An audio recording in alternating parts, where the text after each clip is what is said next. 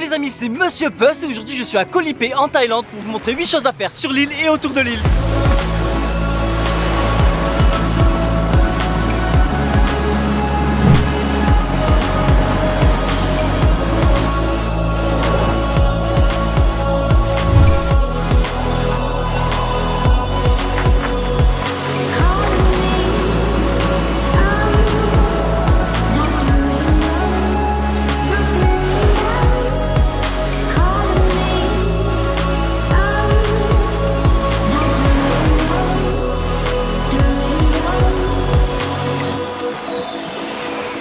Allez, pour commencer, je pense que si vous venez à Koh Lipe, c'est notamment pour ses eaux turquoises et ses plages de sable blanc. Alors, pour vous, en voici une facile d'accès avec de l'espace. Je vous présente Bulo Beach. Vous voyez, juste ici, ce banc de sable qui s'avance dans l'eau. Comme la plage est en forme de langue de chat, du coup, ça laisse vachement de place pour chacun comparé à une plage normale qui est une ligne de sable. Pour la trouver, c'est simple. Elle est située au nord de l'île, au bout de Sunrise Beach.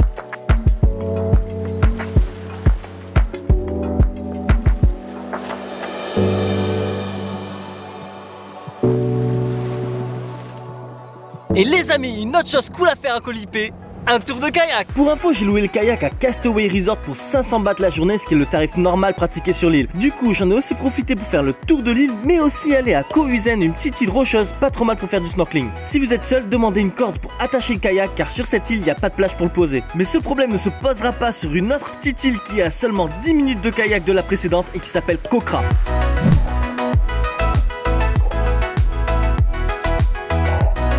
Et grâce au kayak, vous avez accès à des petites plages pépites que pour vous tout seul. Enfin, ça, je le garantis pas. Hein. Donc en gros, si vous venez ici et qu'il y a quelqu'un sur la plage, venez pas me dire Monsieur Puss a dit qu'il y avait personne.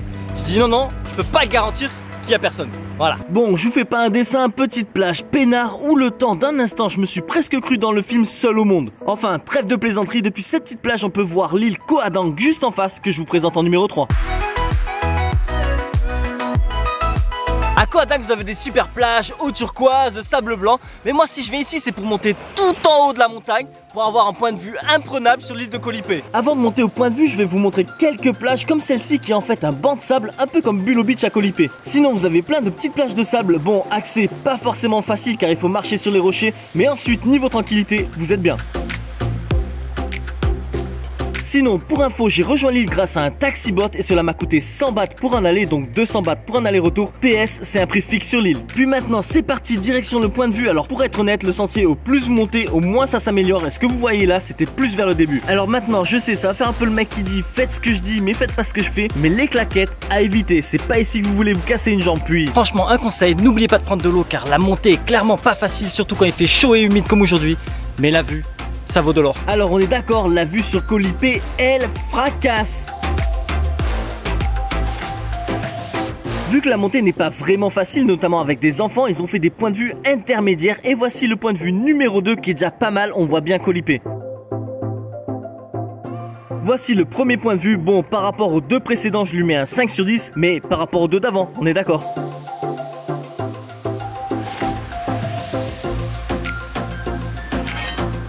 Si vous désirez voir encore plus d'îles, vous pouvez choisir de faire ce qui s'appelle un island hopping qui vous amènera en bateau dans différents coins aux alentours de Koh Lipe.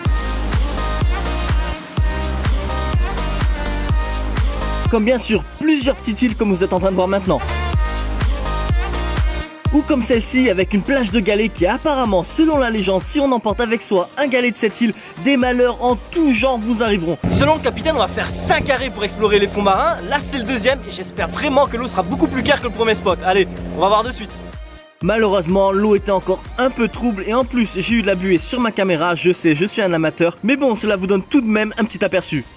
Concernant le prix pour le tour que j'ai choisi qui commence à 9 h et finit à 16 h, j'ai payé 700 bahts d'un petit stand à Walking Street et sur l'île vous trouverez toujours plus ou moins les mêmes prix. Et dans le prix est aussi inclus une bouteille d'eau et un repas.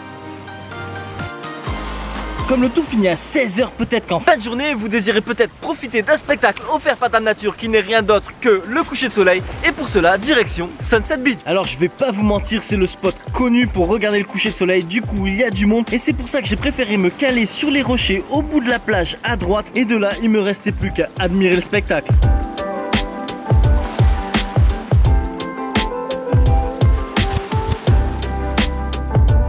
Une fois le soleil couché, vous pouvez aller vous promener à Walking Street qui est la rue animée de Lille. Ici, il y a de tout, pas mal de restos et bars, magasins de souvenirs, salon de massage et tant d'autres.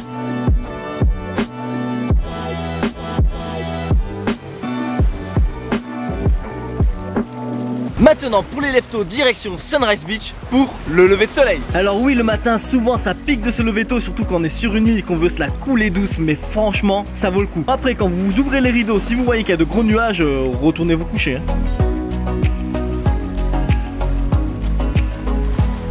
Et les amis, pour terminer en beauté, petit cocktail en bord de plage. Je suis plus précisément au Deschaux Beach Resort. Ici vous avez le happy hour de 5h à 7h avec une sélection de cocktails à 120 bahts le verre. Et en plus c'est un super spot pour regarder le coucher de soleil. En bref, c'est une pépite. Placé dans une petite crique avec une petite plage au calme, déco simple mais avec ambiance super chill, vous êtes parfaitement orienté vers le coucher de soleil. Ça déchire, j'ai kiffé.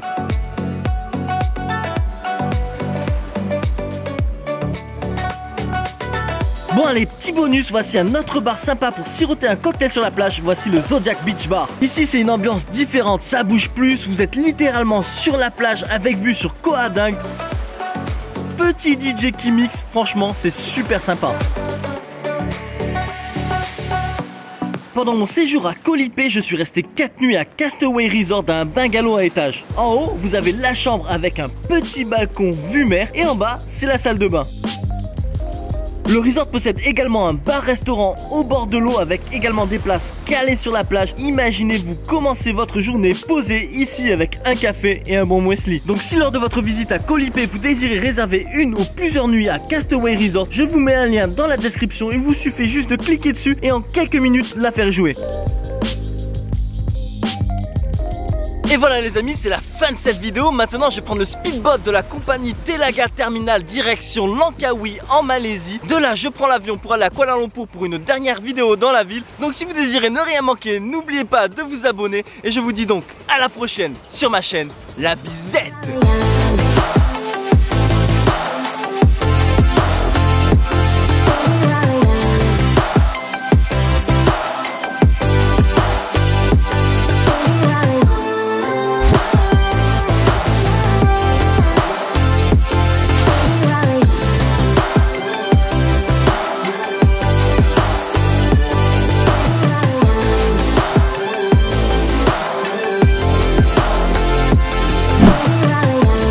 Je vous remercie d'avoir regardé ma vidéo et maintenant si vous voulez ne rien manquer, n'hésitez pas à vous abonner à ma chaîne.